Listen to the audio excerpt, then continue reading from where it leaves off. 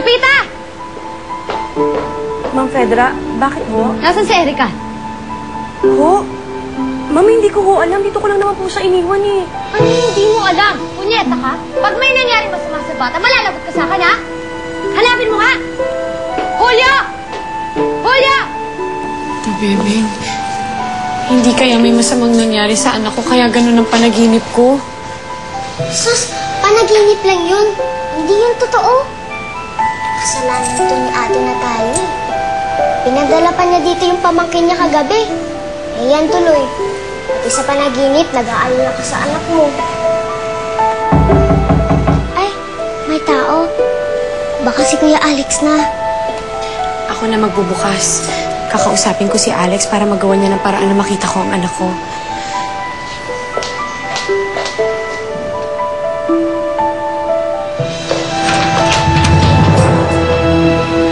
Paloma. Ikaw na naman. Hindi pa sinabi ko sa'yo hindi ako si Rosalinda. Ikakaila mo pa rin kaya ako na asawa mo kapag nakita mo kung sino ang isinama ko dito. Bakit? Sino ba sinama mo?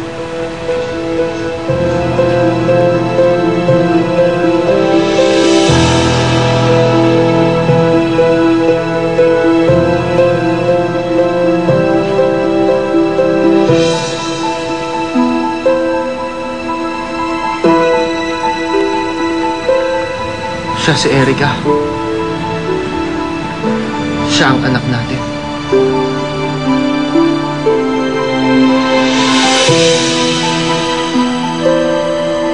Sigurado ka, Florencio?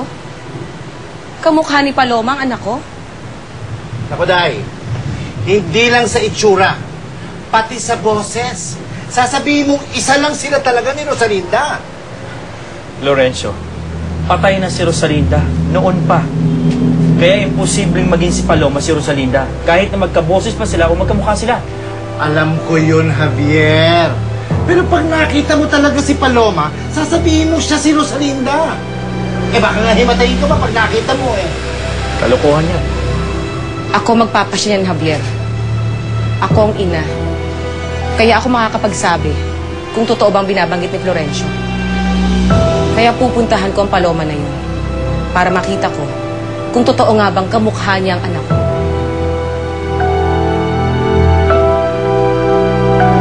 Alam kong hindi matitiis ang isang ina ang kanyang anak. Kaya dinala ko siya dito para makita mo. Matitiis mo ba na hindi mo mahawakan at mayakap ang anak mo?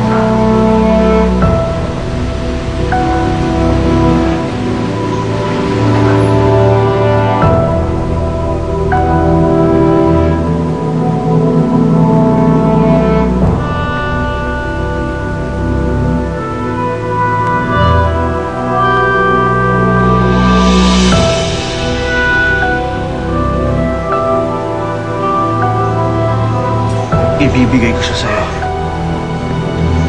Papayag ako na mayakap at mahalkan mo ang anak mo. Kapag umamin ka na ikaw si Rosalinda.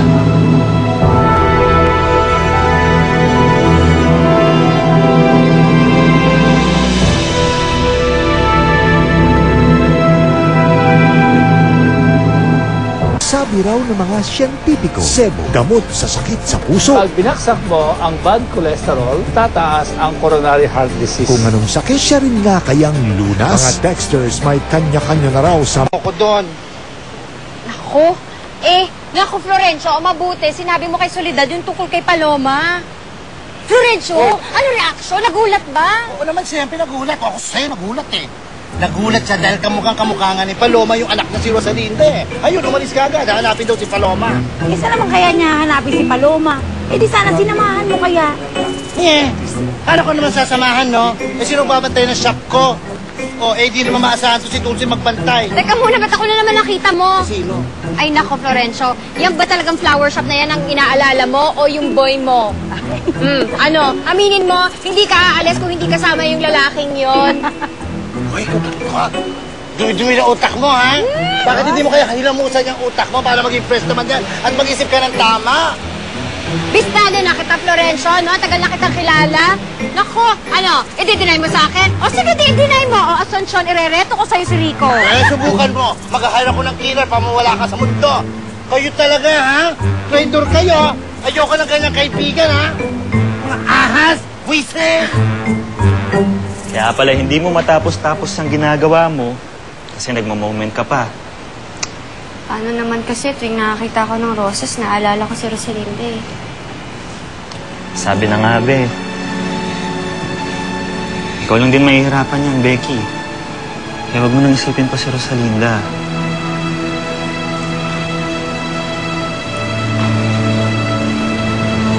Becky, ayoko nakikita kang nahihirapan. Hindi ko kaya. Kasi mahal kita. Mga walang iya! Mag-iya kayo! Mga mananaka!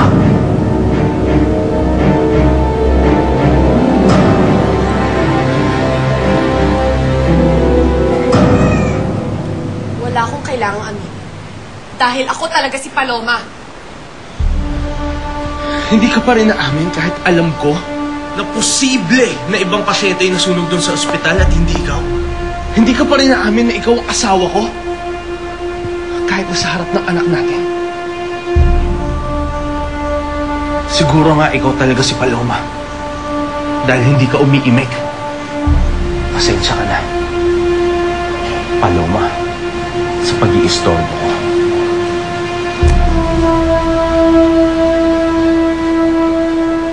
Fernando, kasi sandali. Huwag ka muna umalis.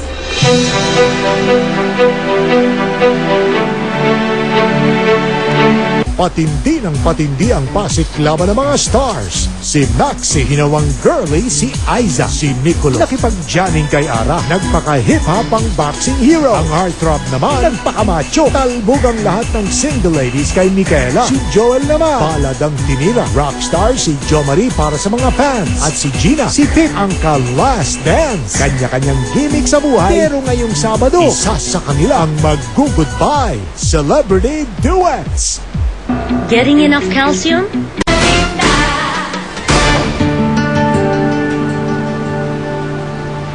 Bakit mo kami pinipigilang umalis? Aamin ka na ba na ikaw nga si Rosalinda? Na ikaw ang asawa ko? Na ikaw ang ina ni Erica? Kaya lang naman kita pinigilan. Para ibigay sa'yo yan. At para sabihin sa'yo na sa susunod, huwag mo nang gagamitin ang anak mo para umamin ako sa isang bagay na hindi totoo. Walang halaga sa akin ang batang yan dahil hindi ako ang kanyang ina. Hindi ako si Rosalinda. Ako si Paloma. Walang galang po, ma'am. Kasi po, kamukhang-kamukha niyo po talaga yung ma'am po eh. Kaya po nagkakaganito si sir. Pagpasensya nyo na po. Sir, ano na? Pasensya ka na, Paloma. Hayaan mo. Ito na ang huling beses na makikita mo ako. Lang ang nagbibigay kulay sa aking buhay. Sana sa'yo'y di na ako mawalay pa. Ngayon, ako ay yakap mo. Wala nang takot ko. Lahat magagawa dahil sa pag-ibig mo.